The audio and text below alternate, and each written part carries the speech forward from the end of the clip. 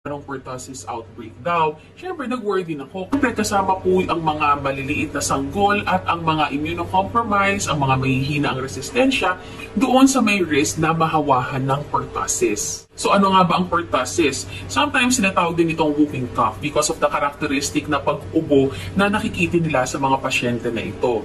There was a time actually na napaka-common ng pertussis. This was decades ago. There was a time na ang pertussis po, madami ang cases at siya pa ang leading cause of death sa maraming mga bata. But because of vaccination, dahil sa pagbabakuna, halos 99% na po na-wipe out ang pertussis.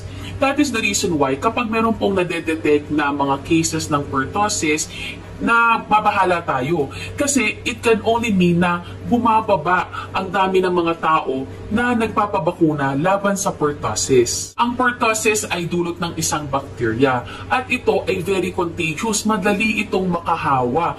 Kung kaya sabi nga nila ang attack rate ito as much as 100% para sa mga susceptible na mga individuals o yung mga high risk na pasyente na na-expose sa bakterya na ito.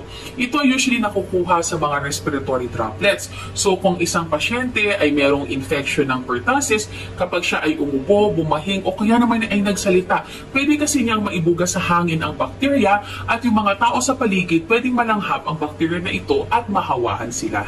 Ang unang mga symptoms usually nagkakaroon ng tuyong ubo ang pasyente. Dry cough lang, walang phlegm, may konting sipon. May mga cases na may kasama itong low-grade fever o kaya nagbabahing, yung iba nagmumuta o kaya naman ay nagkakaroon ng pagluluha. So sa second stage naman ng sakit na pertussis, dito na lumalabas yung kilala na whooping cough na naririnig natin. No? Pagka sinabing whooping cough, ito yung bata ay hihinga muna ng maraming beses at saka siya uubo ng sunod-sunod.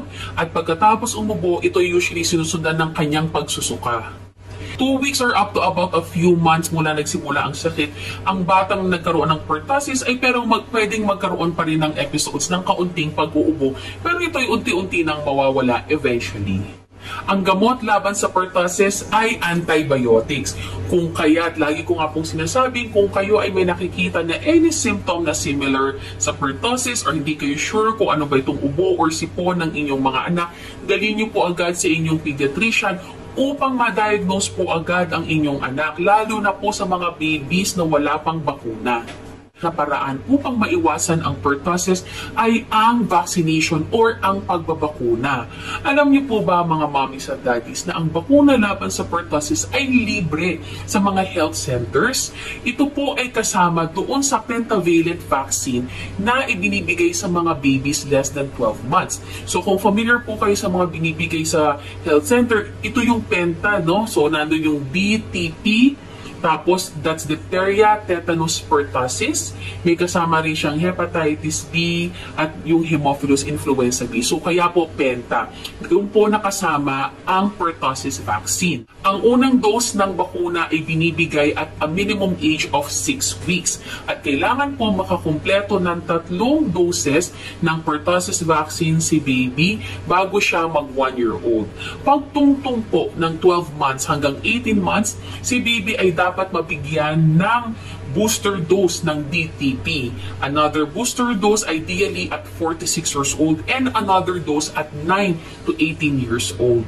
Kung hindi pa at all nabibigyan ng bakuna sa pertussis si inyong anak or hindi kayo sure kung nabigyan ng inyong anak at all ng bakuna na ito, kumonsulta po kayo sa inyong pediatrician dahil sila pong magbibigay ng schedule ng pagbigay ng DTP vaccine. Depende po ito sa edad ng bata. Kung kayo ay pregnant, usually ina-advise po kayo na mabigyan ng DTaP vaccination at the 3rd trimester. So that's around starting 26 weeks ng pagbubuntis upang ma-boost po ang antibody sa inyong katawan at maipasa nyo ito sa inyong sanggol na hindi pa pwedeng bakunahan until 6 weeks nga po mula sa pagkapanganak. Kung kayo ay buntis, you have to consult your OB regarding this.